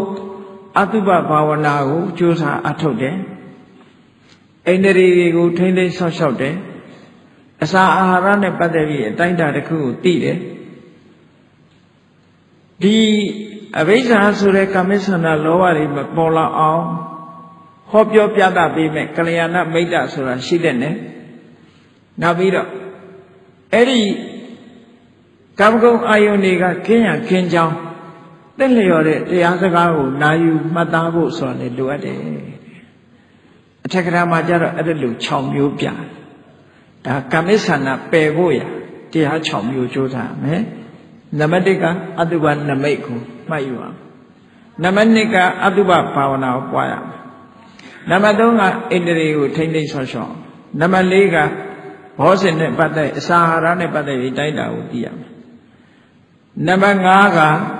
မိတ်ကောင်းဆွေကောင်းရှိရမယ်နံပါတ်6ကသင်လျော်လျောက်ပတ်တဲ့တရားစကားကိုနာကြားရမယ်လို့ဆိုလိုတယ်ဟောအဲ့ဒီ6ခုကြိုးစားအထုတ်ခြင်းဖြင့်မိမိရဲ့စိတ်ထဲမှာဖြစ်တဲ့အညစ်အကြေးလို့ဆိုတဲ့ကာမိစ္ဆန္ဒဒီနိဝရဏသုံးပုံအဘိဇ္ဇာဆိုတဲ့ကာမိစ္ဆန္ဒနိဝရဏကိုဖယ်ရှားပြနိုင်တယ်ဒါစိတ်ရဲ့အညစ်အကြေးများကိုဖယ်ရှားခြင်းဆိုတာဒါနဲ့ဖယ်ရှားရမှာလို့ဆိုလိုတယ်နော်ဒီလိုဖယ်ရှားဟောနောက်တစ်ခုကဘာတော့ဆိုလို့ရှိရင်ဗျာပါဒလူတွေကကောင်းတာနဲ့တွေ့ရင်လိုချင်တယ်ကောင်းတာနဲ့တွေ့ရင်လောဘဖြစ်တယ်မကောင်းတာနဲ့တွေ့ရင်ဘာဖြစ်လဲဆိုရင်ဒေါသဖြစ်တယ်အဲ့ဒီဒေါသဆိုတာလဲစိတ်ရဲ့အညစ်အကြေးတစ်ခုပဲတဲ့အဲ့ဒီဒေါသကိုလည်းပဲဖယ်ရှားပြီးတော့ကြည်လင်အေးမြတဲ့စိတ်တတ္တဝါတွေအလုံးပေါ်မှာခွင့်လွှတ်သိခံပြီးအကျိုးစီးပွားကိုလိုလားတဲ့စိတ်နဲ့နေနိုင်အောင်ကြိုးစားပါတဲ့အဲ့လိုနေနိုင်အောင်အတွက်ဗျာပါဒဆိုတဲ့ဒေါသကိုဖယ်ရှားဖို့ရအတွက်ဘာတွေလိုအပ်တုံးဆိုမေတ္တာရဲ့အာယုန်နမိတ်မေတ္တာရဲ့အာယုန်နမိတ်ဆိုတာဘာလဲဆိုရင်မေတ္တာထားလို့လွယ်တဲ့ကိုယ်နဲ့ခင်မင်တဲ့ပုဂ္ဂိုလ်အဲ့ဒီပေါ်မှာမေတ္တာပွားဒီလိုဆိုလို့ပိယပုဂ္ဂိုလ်ပေါ်မှာမေတ္တာပွားမေတ္တာကိုတိဆောက်တယ်ဆိုတာမုန်းတဲ့ပေါ်မှာသွားတိဆောက်လို့မရဘူးဒါကြောင့်မလို့ကိုယ်နဲ့ခင်တဲ့ပုဂ္ဂိုလ်ကိုယ်နဲ့ခင်တဲ့ပုဂ္ဂိုလ်ဆိုလဲလိန်တူတဲ့ပုဂ္ဂိုလ်ရွေးရလိန်ကွဲတဲ့ပုဂ္ဂိုလ်သွားရွေးလို့ရှိရင်စိတ်ဟာပြောင်းသွားတတ်တယ်ဒါကြောင့်မို့လို့တဘာကဝိတဘာကလို့ခေါ်တဘာကဆိုတာယောက်ျားယောက်ျားချင်းမျိုးသမီးမျိုးသမီးချင်းအဲ့ဒါလို့တူတဲ့ပုဂ္ဂိုလ်ပေါ်မှာမေတ္တာကိုတည်ဆောက်အဲ့ဒါကိုမေတ္တာတည်ဆောက်ပြီးမေတ္တာဘာဝနာပွားများအားထုတ်ရမယ်နံပါတ်1ကမေတ္တာနမိတ်အာယုံကိုယူနံပါတ်2ကမေတ္တာဘာဝနာပွားနံပါတ်3ကဘာလို့ဆိုရင်ကံနာလင်ကိုယ်ပိုင်ရှိတယ်ဆိုတဲ့သဘောတရားကိုဆင်ခြင်စဉ်းစားဒါမှအမုန်းမပွားတာငါမုန်းနေလို့ဘာဖြစ်မှလဲသူကနဲ့သူလာတာဟောဒီလိုတွေးလိုက်လို့ရှိရင်အမုန်းတရားကိုရှော့ချနိုင်တာပေါ့လူဆိုတာကိုယ်ကံနဲ့ကိုလာကြတာလို့ဆိုတာကိုဆင်ခြင်စဉ်းစားပေးရမယ်နောက်တစ်ခုကဘာတော့ဆိုလို့ရှိရင်မေတ္တာရဲ့သဘောတွေနဲ့ပတ်သက်မေတ္တာရဲ့သဘောတွေကိုဆင်ခြင်စဉ်းစားပေးမယ်ဒေါသရဲ့အပြစ်တွေကိုဆင်ခြင်စဉ်းစားပေးမယ်အဲ့ဒီဆင်ခြင်စဉ်းစားပေးခြင်းဖြင့်လဲဗျာပါဒဆိုတဲ့စိတ်ရဲ့အညစ်အကြေးကိုဖယ်ရှားနိုင်ပါတယ်တဲ့နောက်တစ်ခုကတော့မိတ်ကောင်းဆွေကောင်းရှိဖို့လိုတယ်ပေါ့မိတ်ကောင်းဆွေကောင်းရှိရမယ်နောက်တစ်ခုကတော့သင်လျော်လျောက်ပတ်ကောင်းမြတ်တဲ့တရားစကားမျိုးကြားနာရမယ်ဟုတ်လားဗျာပါဒလို့ဆိုတဲ့သို့မဟုတ်ဒေါသလို့ခေါ်တဲ့စိတ်ရဲ့အညစ်အကြေးတစ်ခုဖယ်ရှားပစ်ခြင်းပဲဟောနောက်တစ်ခုစဉ်းစားကြည့်ဌိနမိတ်တာဌိနမိတ်တာကဘယ်လိုနေရာလာတတ်တုံးဆိုရင်တရားနာတဲ့အခါမှာလာတတ်တယ်တရားထုတ်တဲ့အခါမှာလာတတ်တယ်ဟိုရုပ်ရှင်ကားကောင်းကောင်းကြည့်ဘယ်တော့မလားမိုးချုပ်လည်းမလားဘောလုံးပွဲကောင်းကောင်းကြည့်လည်းမလားဘူးအဲ့ဒါသိချာအဲ့တော့သူနဲ့မတည့်တာကတော့တရားတို့ကမ္မထာအထုတ်တာတို့သိမတည့်ဘူးအဲ့ဒါဆိုလို့ရှိရင်ဌိနမိတ်တာလာတတ်တယ်တဲ့သူလည်းစိတ်ရဲ့အညစ်အကြေးတစ်ခုပဲဘုန်းကြီးတို့ဟောထားတဲ့တရားတစ်ပုဒ်ရှိတယ်ကမ္မထာထိုင်ခြင်းနဲ့အိတ်ငိုက်ခြင်းဆိုတာအိတ်ငိုက်၆တဲ့နည်းတွေကအဲ့ထက်မှပြည့်ပြည့်စုံစုံဟောထားတာရှိတယ်အခုအဲ့ဒီဌိနမိတ်တာဆိုတာကိုဖယ်ရှားပြည့်ရမယ်ဖယ်ရှားမပြည့်လို့လူကအိတ်ချိန်ထိုင်မှန်စိတ်ဓာတ်တွေကျနေတယ်ဆိုရင်အသိဉာဏ်လည်းရောကျသွားတာပဲ ခုနကျင်းမုံမြင်ကြီးကမှုံဝါသွားတယ်လို့ပဲမျက်နှာပြီးပြင်းပြင်းမြင်ရမှာမဟုတ်ဘူးအိတ်လာပြီးအိတ်ချင်လာပြီးဆိုရင်ပြီးပြင်းပြင်းမမြင်နိုင်တော့ဘူးပေါ့နော်ဒါကြောင့်မလို့ပြီးပြင်းပြင်းမြင်မို့ရအတွက်ဌိနမိတ်တာကိုဖယ်ရှားပြအဲ့တော့ဌိနမိတ်တာဖယ်ရှားတဲ့အခါဘာနဲ့ဖယ်ရှားမှာတော့ဆိုဌိနမိတ်တာကျင်းအောင်ဘာလုပ်အောင်လဲဆိုရင်အလင်းအောင်စိတ်ထဲမှာစိတ်ရဲ့အလင်းအောင်တိချောရမယ်ခန္ဓာကိုယ်ထဲမှာစိတ်ရဲ့အလင်းအောင်ဆိုတာအာလောကကတိုင်းတို့အလင်းအောင်တို့ကြည့်ပြီးအမှောင်နဲ့နေရင်အိတ်ချင်တယ်လူကကြောက်တတ်တဲ့လူဆိုရင်လည်းကြောက်တယ်တရေကြီးလာသလားတဆေကြီးလာသလားနဲ့တွေးပြီးတော့ကြောက်တတ်တယ်အလင်းလေးရှိရင်လူကကြောက်လည်းပြေးတယ်အဲ့ဒါကြောင့်မလို့စိတ်မှလည်းပဲလင်းချင်းနေအောင်အာလောကတင်ညာဆိုတာကိုကိုယ့်ရဲ့စိတ်ထဲမှာတိဆောက်တာအဲ့ဒါလို့တိဆောက်တဲ့အခါမှာသူ့ကိုအထောက်အကူပြုဖို့ဘာလဲဘာလို့တော့ဆိုတတိနဲ့တံပစညာနှစ်ခုလည်းတိဆောက်ပြရအောင်အမြဲတမ်းတတိထားတတ်လာတယ်ဆင်ញင်စဉ်းစားနေတယ်ဟောအဲ့ဒါဆိုလို့ရှိရင်ဒီဌိနမိတ်တာဆိုတာဖယ်ရှားနိုင်တယ်လို့သူတို့ပြောတာနော်ဟိုတွေးရင်လည်းမအိတ်ချင်တတ်ဘူးလူတွေပြောကြတယ်ညတွေးလွန်သွားလို့အိတ်လို့မရဘူးဒါကအဲ့ဒီလိုဌိနမိတ်တာတွေဖြစ်ပေါ်လာပြီဆိုလို့ရှိရင်ဘာနဲ့ဖယ်ရှားမလဲလို့ဖယ်ရှားတဲ့နည်းစနစ်တွေကိုပေးထားတာတော့ဗိုက်တင်းအောင်မစားနဲ့တဲ့နံပါတ်1ကဗိုက်တင်းအောင်စားတာဌိနမိတ်တာကိုဖိတ်ခေါ်နေတယ်လို့ရှိတယ်နော်ဒါကိုယ့်ကိုဗိုက်တင်းအောင်စားကြည့်ရင်လူတွေကဗိုက်တင်းလာရင်အိတ်ချင်တယ်လေဒါကိုဗိုက်တင်းအောင်သိမစားနဲ့အလွန်ကြော်ကြီးမစားနဲ့အစာပြေုံလေးတော့တင်စားတဲ့နောက်တစ်ခုကဘာလို့ဆိုရင်ဣရိယာပုဂ္ဂိုလ်ပြောင်းပေးတဲ့ဟုတ်တယ်ထိုင်ကြီးနေနေအိတ်ချင်လဲအိတ်နေလဲအိတ်ချင်အဲ့တော့ထိုင်လိုက်ထားလိုက်သွားလိုက်ဒီလိုလုပ်ပေးပါငါတဲ့ဒါကြောင့်မလို့တရားထိုင်တဲ့အခါမှာကြည့်လေထိုင်ကြီးမနေရဘူးနာမည်ကသာတရားထိုင်တယ်လို့ပြောတာလေထိုင်ကြီးမနေရဘူးစဉ္ညာလည်းရှောက်ရတယ်ဣရိယာပုဂ္ဂိုလ်ပြောင်းပေးပါတဲ့နံပါတ်3ကတော့အလင်းရောင်ကိုနှလုံးသွင်းပြီတဲ့နံပါတ်4ကတော့အိမ်ထဲမှာမနေနဲ့အပြင်ထွက်နေဆောက်ဦးထဲမှာမနေနဲ့အပြင်ထွက်နေပြင်ထွက်နေရင်တော့လည်းမအိတ်ချင်ဘူးပေါ့နံပါတ်5နဲ့နံပါတ်6ကတော့မိကောင်းဆွေကောင်းရှိပါစေမိကောင်းဆွေကောင်းနဲ့ပေါင်းပြီးတော့နောက်တပ္ပယကထာဌိနမိတ်တာကိုဖယ်ရှားဖို့အတွက်တင့်လျောက်ပတ်တဲ့တရားစကားများကိုနာကြားပါတဲ့အဲ့ဒါမှဒီဌိနမိတ်တာကိုဖယ်ရှားပြနိုင်မယ်ဒီလိုဆိုတာဟောနောက်တစ်ခုကဘာတော့ဆိုလို့ရှိရင်ဥဒိစ္စကုက္ကုစဥဒိစ္စဆိုတာအာယုန်တစ်ခုတည်းကိုစိတ်ကိုစူးစီးလို့မရဘူးစိတ်တွေလွင့်ပြန်နေတယ်ကုက္ကုစဆိုတာတွေးပြီးတော့စိတ်ထဲမှာစိတ်မကောင်းဖြစ်နေတာအဲ့ဒီနှစ်ခုလုံးဟာစိတ်ရဲ့ငြိမ်းချမ်းမှုကိုဖြစ်စည်းဖြစ်တာတွေဖြစ်တယ်စိတ်မငြိမ်းချမ်းဘူးဒါမို့စိတ်ငြိမ်းချမ်းမှုကိုယ်စိတ်ကလေးဟာမိမိရဲ့တဏ္ဍာမှာစိတ်ကလေးငြိမ်းတော့ဝိပဿနာစိတ်ဓာတ်စိတ်ကလေးငြိမ်းနေအောင်လုပ်ရမယ်အဲ့ဒါလိုငြိမ်းနေအောင်လုပ်ဖို့အတွက်ဘာတွေလုပ်ရမလို့ဆိုလို့ရှိရင်နံပါတ်1ကစိတ်ကလေးငြိမ်းချမ်းအောင်တဲ့ဘောဓုတရှာမိရဟုတ်တယ်စာဖတ်နေလဲအဲ့လိုမအိတ်ချင်ပြည့်ချင်တာတွေရှာဖွေစူးစမ်းနေရမယ်ဘောဓုတရှာနံပါတ်2ကမိကုံးလေးတွေထုတ်မေးစဉ်းစားတဲ့အခါမိကုံးလေးတွေထွက်တယ်မေးတတ်တဲ့အလေးထားရှိတယ်နံပါတ်3ကဘာတော့ဆိုလို့ရှိရင်ဆုံးမတဲ့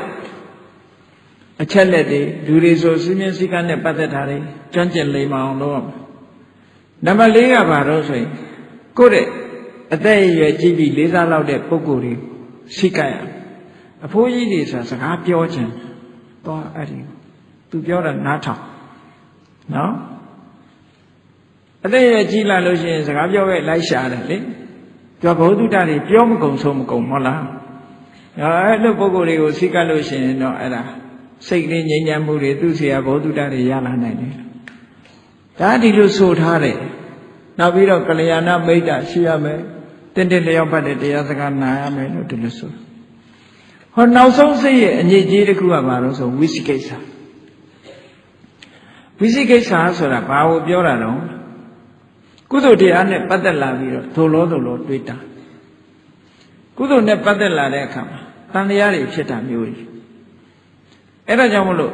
ဒီဝိသိကိစ္စကိုကြော်လွှားနိုင်အောင်ကြိုးစားပြီးတော့အကထံကတိကုသလေတုဓမ္မေတုဝိဟရတိအကထံကတိကုသလေတုဓမ္မေတုကုသိုလ်တရားတွေနဲ့ပတ်သက်လာပြီးတော့ဒုလောတွေးတောယုံမှခြင်းမရှိဘူးမှာပဲတရားအထုတ်တယ်တရားအထုတ်တဲ့တရားနဲ့ဒုလောရွေးတော့တုံတန်းတွေးတောတာမရှိဘူးတမာရီနဲ့ပတ်သက်ပြီးဒုလောတွေးတောယုံမှားတာမရှိဘူးအသိပညာနဲ့ပတ်သက်လာတွေးတောယုံမှားတာမရှိဘူးအဲ့ဒါလို့ယုံမှားမှုဆိုတာရှိနေလို့ရှိရင်အလုံးမဖြစ်ဘူးယုံမှားတယ်ဆိုတာခြိတုံချတယ်တွေးတာပထလက်နဲ့တည်းရောက်သွားတာနဲ့တူတူပဲတွေးလကစားတာဟုတ်သလားမဟုတ်ဘူးလားစိတ်ကနှလုံးတစ်ခွဖြစ်အဲ့ဒါလို့တန်တရားလို့ဆိုတဲ့မခိုင်ပါဘူးလှုပ်ရှားနေဟိုဘက်လို့ဒီဘက်လို့ရင်းရိုင်နေတယ်အဲ့ဒီသဘာဝတရားတွေကိုယ်တဏ္ဍာမှာဖြစ်ရင်ဒါလည်းစိတ်ရဲ့အညစ်အကြေးတစ်ခုပဲတဲ့အဲ့ဒါလည်းဖယ်ရှားနိုင်အောင်ကြိုးစားအဲ့ဒါကိုဖယ်ရှားဖို့အတွက်ဘာလုပ်ရမလဲဘောဓုတရှိဘူးကဘောဓုတရှိတဲ့ပုဂ္ဂိုလ်မှတဏှာဆိုတာခင်းတယ်ဘောဓုတမရှိရင်တဏှာမကင်းနိုင်ဘူးတဲ့နောက်တစ်ခါခုနအတိုင်းပဲပြိပု္ပ္ပစကတာနေညံတရမယ်ဘေကုံနေမေးတယ်ဘေကုံမေးတယ်ဆိုတာတာမန်ပုဂ္ဂိုလ်မမေးတတ်ဘူးပြောတာအမေနွားချောင်းသားတဲ့ဖေနွားချောင်းသားသူ့နွားချောင်းတော့ဘယ်လိုလုပ်ပြီးတော့မေးတတ်မလဲနော်အမေနွားချောင်းအဖြေဖျားလောင်းတဲ့ဆိုတာစကားအနေနဲ့သာပြောတာပါနွားချောင်းသားကမေးတတ်လို့ရှိရင်တော့ဘယ်နှမှာမျက်ခင်းရှိတယ်လဲမေးခြင်းမေးမှာပေါ့ဘယ်တော့ဘယ်မျက်ကြိုက်တယ်လဲမေးခြင်းမေးမှာပေါ့တရားနဲ့ပတ်သက်လို့မေးနိုင်မှာမလားအဲ့တော့မေကုံထုတ်နိုင်တယ်ဆိုတဲ့အရေးချင်းကလည်းတဲ့အရေးချင်းမဟုတ်ဘူးပေါ့အဲ့တော့မေကုံဆိုလိုတာကတော့အဲ့ဒီစကားပုံဆိုလိုတာကတော့ तू ကမေးတဲ့ပုဂ္ဂိုလ်ကလွယ်တယ်ဖြေတာကတော့ဘုရားလောင်းလို့ဟာမျိုးမှဖြေနိုင်တယ်လို့ဒီလိုပြောချင်တာနဲ့တူပါတယ်သို့တော့မေးတာကမလွယ်ဘူးလို့ပြောမေးတတ်ဖို့ကမလွယ်အစင်မရှိတဲ့မေကုံတော့မေးလို့ရတာပေါ့သမင်းဆိုင်ဘယ်နှရှိသတ်ဆိုင်ဒီလိုမေကုံမျိုးတော့မေးလို့ရမှာပေါ့တရားဓမ္မနဲ့ပတ်သက်တဲ့မေကုံကြတော့အဆင့်ရှိတဲ့မေကုံကိုအဲ့တော့ဒါမို့လို့မေကုံမေးထားရမယ်စီမင်းစည်းကမ်းနဲ့ပတ်သက်ပြီးတော့ကျွမ်းကျင်လိမ္မာမှုရှိရမယ်နောက်တစ်ခုကဘာလို့ဆိုအရာရာဟာစိတ်ကိုဆုံးဖြတ်နိုင်ရမယ်ဆုံးဖြတ်တဲ့အလေးချင်းတစ်ခုလို့ဒါပဲသိကြတယ်ဆိုတဲ့ဆုံးဖြတ်မှုလေးချင်းရှိရနောက်မေကောင်းဆွေကောင်းရှိရမယ်သင်လျော်လျောက်ပတ်တဲ့တရားစကားမျိုးကိုနားရမယ်6မျိုးမဟာသတိပဋ္ဌာန်သုတ်တအထက်ကထာမှာဒါတွေကိုရှင်းလင်းဖော်ပြထားအဲ့ဒီစိတ်ရဲ့အညစ်အကြေးတွေကိုဖယ်ရှားပစ်ဖို့ဒီနည်းစနစ်တွေကိုစာပေကျမ်းဂန်ထဲမှာအပြည့်စုံပေးထားတယ်။ဘာဖြစ်လို့ဒီစနစ်တွေဒီအဘိဇ္ဇာဗျာပါဒဌိနမိတ်္တဥဒိစ္စကုက္ကုစဝိသိကိစ္စဆိုတဲ့ဒီနိဝရဏတရားတွေကိုဖယ်ရှားပြရမလဲလို့ဆိုရင်နိဝရဏဆိုတာစေတသောဥပ္ပကိလေသာစိတ်ကိုညှဉ်းနှွမ်းစေတတ်တယ်စိတ်ကိုပူပန်စေတတ်တယ်စိတ်ကိုနှိပ်စက်တတ်တယ်သူတို့ဖြစ်လာရင်စိတ်မချမ်းသာဘူးနော်စိတ်မချမ်းသာဘူးစိတ်ဆင်းရဲလာတယ်အဲ့ဒါကိုယ့်ဘက်ကိုဟုတ်မဟုတ်ကိုယ့်ကိုစဉ်းစားကြည့်နော်ဒါတွေဖြစ်လို့စိတ်ချမ်းသာတာလားစိတ်မချမ်းသာတာလားတော့မဟုတ်စိတ်ညှဉ်းနှွမ်းတာလားစိတ်ဖြူစင်တာလားကိုယ့်ဘက်ကိုလက်တွေ့ကျင့်သုံးကြည့်ပြီးတော့ပညာယဒုပ္ပလိကရဏီတဲ့ဒါတွေဖြစ်လာလို့ရှိရင်အသိပညာလည်းအပြော့သွားတယ်မှိတ်သွားတယ်ဒီလိုဆိုလို့ဒါကြောင့်မလို့အဲ့ဒါတွေကိုဖယ်ရှားရမယ်မြတ်စွာဘုရားကဥပမာတွေနဲ့ဟောထားတယ်ကာမိဆန္ဒဘာဖြစ်လို့ဖယ်ရှားပြစ်တင်တယ်လဲဆိုလို့ရှိရင်ကာမိဆန္ဒဆိုတဲ့ဒီနိဝရဏအကျွေးနဲ့အလားတူတူတယ်လောကမှာလူတယောက်ဟာသူများစီကကျွေးတွေယူထားတဲ့လူတယောက်အနေထားတစ်ခုကြည့်ကျွေးမပေးနိုင်ဘူးဆိုတဲ့လူတယောက်ဟာကျွေးရှင်တွေကျင့်တတ်လောက်အောင်မလုပ်ရဘူးလားကျွေးရှင်နဲ့ရှေ့ကြလို့ရှိရင်သူကပြပြဝတ်နေရဟုတ်ကလားကျွေးအတင်းတောင်းမှကြောက်တဲ့အခါကျတော့ကျွေးရှင်တွေ့ရမှလည်းကြောက်တယ်စကားကိုလည်းပြည့်ပြည့်အောင်ပြောရတယ်ကျွေးရှိနေလို့ရှိရင်သူများကျွေးမတင်တဲ့ပုဂ္ဂိုလ်ကြတော့ဒါမျိုးတွေမလို့တော့ အဲ့တော့ကာမိဆန္ဒဆိုတဲ့ဒီကာမဂုဏ်အာယုန်ဒီပေါ်မှာတွေ့တာတဲ့လောဘရှိနေတဲ့ပုဂ္ဂိုလ်ဟာအရာရာမှာအရှုံးပေးနေဟုတ်တယ်ဒီဟာလောဘကြီးတဲ့လူကအရှုံးပေးဒါကြောင့်မို့လောဘကြီးရင်စကားချိုးတဲ့စကားကိုချိုးပြောနေရ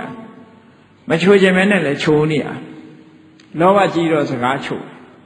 အဲ့ကာမိဆန္ဒဆိုတာကျွေးနဲ့အလားတန်တူတယ်တဲ့ကျွေးတင်နေတဲ့လူတယောက်ဒီကျွေးရှိနေသေးတဲ့ဗျာကာလပတ်လုံးစိတ်မအေးရဘူးကျွေးတွေကိုခြေလက်အောင်ပေးပြီးတော့လုပ်ငန်းအောင်မြင်လို့ကျွေးတွေလည်းအကုန်အောင်ဆက်နိုင်ပြီသူများကျွေးတွေမရှိဘူးဆိုတော့မှလက်မထောင်နိုင်တယ်အဲ့ဒါလိုပဲဘုန်းကြီးတို့တွေကာမိဆန္ဒဆိုတဲ့နိဗ္ဗာန်တရားကိုစိတ်ထဲကနေဖယ်ရှားပြစ်လိုက်ဖယ်ရှားပြစ်လိုက်လို့ရှိရင်ကျွေးကင်းသွားတဲ့လူရဲ့ဝမ်းသာမှုမျိုးခံစားရမယ်လို့ဒီလိုပြောနော်ကျွေးကင်းတဲ့ပုဂ္ဂိုလ်ရဲ့ဝမ်းသာမှုမျိုးကိုအဲ့ကြမှာရအဲ့ဒါမဟုတ်ရင်မရဘူးကျွေးတင်နေတဲ့ပုဂ္ဂိုလ်လိုပဲအရာရာမှာအရှုံးပေးနေရအရာရာမှာရှုံးပေးနေရနောက်တစ်ခုဖြာပါရဆိုတာတော့ဘာနဲ့တူလို့ဆိုရင်ယောဂနဲ့တူတယ်ယောဂဖြစ်နေတဲ့ပုဂ္ဂိုလ်တရားဟာလေးကြည့်ထွင်းလဲစားလို့မကောင်းဘူးစိတ်ထဲမှာလည်းမပျော်ဘူးဟောယောဂရှိနေပြီဆိုလို့ရှိရင်ဘယ်ဟာမှအရသာမရှိတော့စိတ်ဆိုးနေတဲ့လူတယောက်ဟာလည်းအဲ့တိုင်ပဲဘာမှမထူနော်ဒေါသဖြစ်နေတဲ့ပုဂ္ဂိုလ်တယောက်ကဲကလေးလေးတွေစိတ်ကောက်နေရင်ထွင်းစားရလားစားဘူးနော်နေမကောင်းနေတဲ့လူရောထမင်းစားရလားခိုးစားရကြတော့လူမသိမှမသိတာနော်သို့တော့နေမကောင်းတဲ့ပုဂ္ဂိုလ်ထမင်းမစားချင်တယ်လို့ပဲဒေါသဖြစ်နေတဲ့ပုဂ္ဂိုလ်လည်းအစာမစားချင်ဘူးဟုတ်ကလားစားရင်လည်းမမြိတ်ဘူးဒီလိုဖြစ်တာဟောအဲ့ဒါကြောင့်မို့လို့ဗျာပါဒဆိုတာစိတ်ကိုဖောက်ပြားသွားစေတယ်လို့ယောဂနဲ့အလားတန်တူတယ်အေးယောဂပျောက်လို့ကျမ်းမာလာတဲ့ပုဂ္ဂိုလ်တယောက်ထမင်းလည်းစားခြင်းနဲ့စားတဲ့ခါမှလည်းအရသာရှိတယ်ဟောယောဂမရှိတဲ့ပုဂ္ဂိုလ်ကကျမ်းမာရေးကောင်းလာပြီဆိုရင်ဘာစားရသာရှိတော့ဝမ်းသာယောဂဖြစ်တုန်းကစိတ်ညစ်ရတယ်ယောဂလည်းပျောက်ရောဟေးစားလို့ကောင်းထမင်းနေလည်းစားလို့ကောင်းပြီဆိုပျော်ရတယ်လို့ပဲတဲ့ဗျာပါဒဆိုတဲ့တရားကိုဖယ်ရှားပြစ်နိုင်လို့ရှိရင်လေကျမ်းမာတဲ့ပုဂ္ဂိုလ်ရဲ့ပျော်ရွှင်မှုမျိုးပျော်ရွှင်ရမှာပါတဲ့ဒါကြောင့်မို့ဒီစိတ်အညစ်အကြေးကိုဖယ်ရှားနိုင်အောင်ကြိုးစားဒီလိုဆိုတာနော်ဟောနောက်တစ်ခုကဌိနမိတ်္ထဆိုတာဘာနဲ့အလားတန်တူတုံးဆိုရင်ထောင်ကြီးနဲ့အလားတန်တူထောင်ကျနေတဲ့လူတယောက်ဟာဘာပွဲလန်းတဲ့ပင်ရှိသူပါဝင်ခွင့်ရရလားမရပါဘူးဗျာအေးအိတ်ပြောနေတဲ့ပုဂ္ဂိုလ်ကဘယ်တရားပွဲမှမရောက်ဘူးဘယ်တရားစကားမှလည်းသူမကြားလိုက်ရအောင်အိတ်ပြောနေလို့ရှိရင်ဟုတ်ကဲ့လားမှန်ပါဗျာသိအိတ်ချင်နေတဲ့ပုဂ္ဂိုလ်ကဇကားကောင်းအောင်လည်းလွတ်သွားတာပဲငယ်တော့ကြားဘူးတယ်ပြောကြတာဆရာတော်ကြီးတစ်ပါးတရားဟောရင်ဟောတာတမန်ရှေးတုန်းကတော့ဇက်ပွဲတွေကသူကခစ်စားတာခုခေတ်တော့ဇက်ပွဲတွေကသိမခစ်စားတော့ဘူးတမန်ဇက်ပွဲတွေလူတွေကညာလုံးမောက်ဇက်ပွဲကြည့်တာဟုတ်တညာလုံးဆိုတော့ပြင်းစရာအကောင်းဆုံးကဘာတော့ဆိုလို့ရှိရင်ဝန်ကြီးတွေစကားပြောတဲ့အခါတော့ပြင်းစရာကောင်းတာပေါ့ဟဲ့နော်ဆိုဇက်မျောလားမင်းသားမင်းသမီးထွက်မှသူကတချင်းဆိုတာတို့ဘာတို့ဒါတော့ပဲသူကစိတ်ဝင်စားတာဟုတ်အဲ့တော့ဒကမာကြီးတယောက်ကဝန်ကြီးတွေစကားထွက်နေတဲ့အချိန်သူကအိတ်လဲအိတ်ချင်မင်းသားထွက်တဲ့အခါကျတော့လေလွတ်သွားမှဆိုတော့သူနာလူတွေကိုလက်တို့ပြီးတော့မှားတာအသက်ထွက်ရင်ပြောသမှာအသက်ဆိုတာဘယ်သူပြောတာတုံးလို့ဆိုတော့တသက်စိန်ကိုပြောတာကဲအသက်ထွက်ရင်ပြောသမှာတဲ့အခုလည်းပဲအဲ့လိုဟာမျိုးလည်းရှိမှာပဲဇက်ကြည့်တဲ့အခါမှာနော်ဒီပြင်ချိန်တော့အိတ်မပေါ့လေအသက်ထွက်ရင်ဘယ်လိုလုပ်ပြောမလဲကိုကြိုက်တာကြတော့အဲ့လိုကြည့်ချက်အဲ့ဆိုလိုတာကဌိနမိတ်္ထဆိုတာတွေလွှမ်းမိုးနေမယ်ဆိုရင်ဘာမှသိလိုက်မှာမဟုတ်ဘူးတဲ့လူဟာအိတ်မောချနေတဲ့အခါမှာကောင်းတာတွေဆိုလည်းမသိလိုက်ဘူးတန်တရားကြီးထဲမှာဒီလိုအိတ်မောချနေတဲ့လူတွေမြင်ဦးလားလေအိတ်မောချတဲ့အကောင်တကောင်ကြားဘူးတယ်မဟုတ်လားဘာလဲတော့အေးကာလန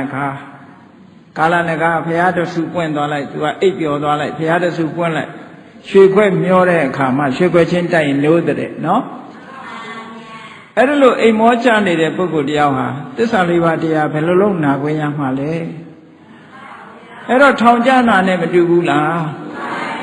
ဒါကြောင့်မို့လို့ဌိနမိတ်တာကိုထောင်လို့နှိုင်းရှင်ပြီးတော့မြတ်စွာဘုရားဟောတာထောင်ထဲရောက်နေတဲ့ပုဂ္ဂိုလ်တယောက်ဟာတဲ့ဘလောက်ပျော်စရာကောင်းတဲ့ပွဲသဘင်တွေဖြစ်ဖြစ်သူခံစား권မရှိဘူးအေးထောင်ကလွတ်လာပြီဆိုလို့ရှိရင်ပျော်စရာတွေအလုံးသူခံစားရပြီးတော့ဝမ်းမြောက်ဝမ်းသာဖြစ်ရတယ်တဲ့ဟောအဲ့ဒီလိုဌိနမိတ်တာကိုပယ်ရှားလိုက်နိုင်မယ်ဆိုရင်ဝမ်းမြောက်ဝမ်းသာဖြစ်เสียရည်ကြုံလာမှာရလို့ဒီလိုပြောတာနော်နောက်တစ်ခုကဘာလို့ဆိုရင်ဥဒိစ္စကုက္ကုစအဲ့ဒါဟာကျွတ်ဘဝနဲ့အလားတူတူတယ်စိတ်တွေလေးနေတာတို့တန်တရားတွေစိတ်တွေလေးပြီးတော့စိတ်ပူပန်နေတာကျွတ်ဘဝနဲ့အလားတူ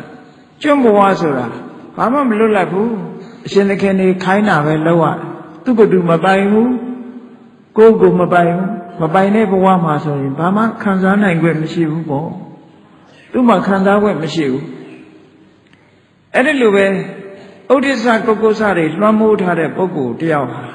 ဘာတရားရဲ့အရာသာမှခံစားရမှာမဟုတ်ဘူးလေမလွတ်လပ်တဲ့ဘဝစိတ်ရဲ့ခြေကျွံဖြစ်ပြီးတော့ဒီလက်ပြန်ပြီးတော့နေတဲ့အာယုန်ရဲ့အရာသာဘာမှလည်းသူမခံစားရဘူးစိတ်ရဲ့ပူပန်မှုတွေကုက္ကုစတွေဖြစ်နေသည့်အတွက်ကြောင့်ကျွန်းတယောက်ဟာလွတ်လွတ်လပ်လပ်ကိုယ်ဆန္ဒအတိုင်းဘာမှလုံနိုင်권မရှိတယ်လို့ပဲဒီဥဒိစ္စကုက္ကုစတွေလွှမ်းမိုးနေတဲ့စိတ်ဟာလေဘာမှအနှစ်သာရသိလိုက်မှာမဟုတ်ဘူးတဲ့အေးဥဒိစ္စကျွတ်မွားကလွတ်လာပြီးကိုယ့်ကိုပိုင်းလာပြီးဆိုတဲ့ပုဂ္ဂိုလ်ကြတော့ကိုယ့်ကိုရွေးချယ်လာပြီးတော့ကောင်းတို့ရရာတွေသိရှိလာတယ်လို့ပဲဝမ်းမြောက်ဝမ်းသာဖြစ်ရတယ်တဲ့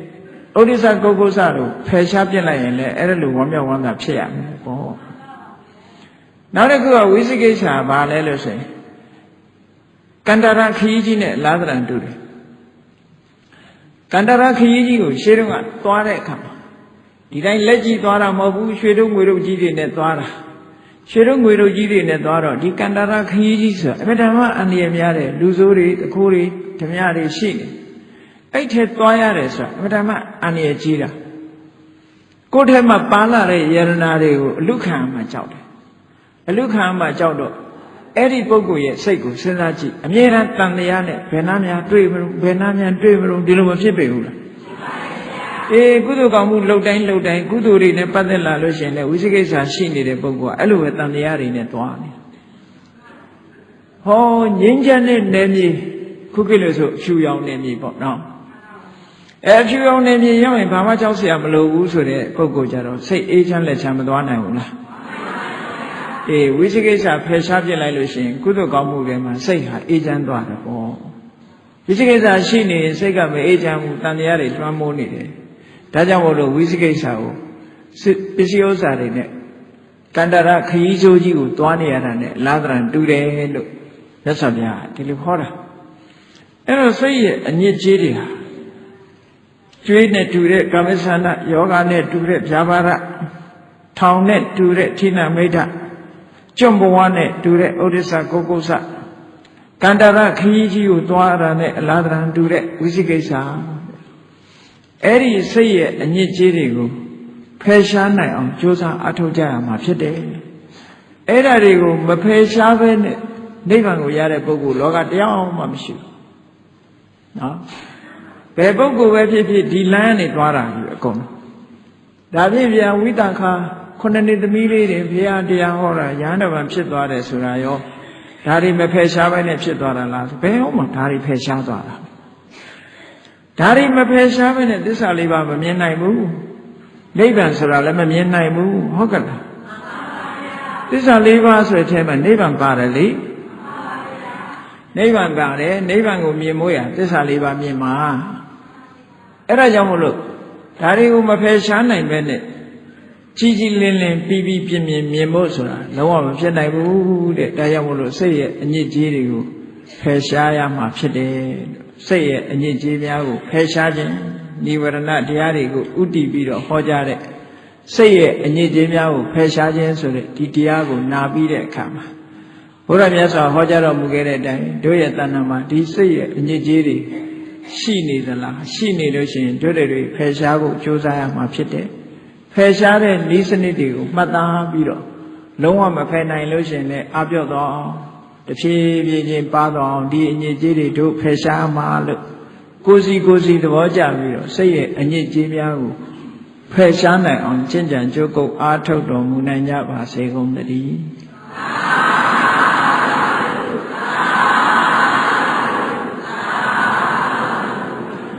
ကဲမေတ္တာပို့ရအောင်တတဝါများစွာဘေးရန်ကွာချမ်းသာကြပါစေတတဝါများစွာဘေးရန်ကွာချမ်းသာကြပါစေမေတ္တာရေချမ်းသောငါဖြံငြိမ်းချမ်းကြပါစေမေတ္တာရေချမ်းသောငါဖြံငြိမ်းချမ်းကြပါစေသက်ရှိချမ်းသာ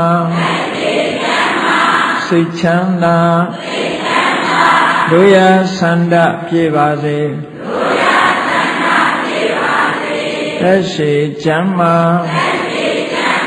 စိတ်ချမ်းသာတို့ရဆန္ဒပြည့်ပါစေဘုံလန္တာဒုက္ခပင်ကစားမေတ္တာပုံနေတုသင်္ကမမနောတရတိတဗေတံဘဝယန္တုဒုက္ခန္တကမေတ္တာပုံနေတုသင်္ကမစုပေါင်းပို့အပ်မေတ္တာတဟုရောင်မြူပါဝင်းငွေလာမင်းနှင့်ရောင်ခြင်းရှက်ယုံပေါင်းဆောင်ရခြင်းကြောင့်တဗေတံကျွမ်းမဲ့ဥသုံးလုံးစုံများစွာတတ္တဝါတို့၏မနောတရတိမြင်မြဖြူစင်အေးကြည်လင်းသည့်ရေစဉ်ပြည့်တင်းစိတ်နှလုံးတည်ဟူသောရေအိုင်ကြီးအတွင်း၌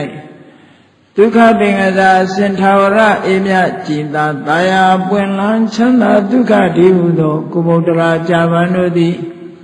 ဘောလန္တဝတ္တရှင်မြူဝမုံလူလျက်ကြည်နူးဝဲကြုံဖူးပွင့်ညကုန်သည်ဖြစ်ပေဒုက္ခနကလေးအောင်လေးတဲ့ရောရှက်သင်ပြန်ပိတိတိဟုသောယနံတို့သည်ဘဝယန္တုကောင်းစွာမသွေကြိုင်လိုက်နေကြပါစေကုန်တည်း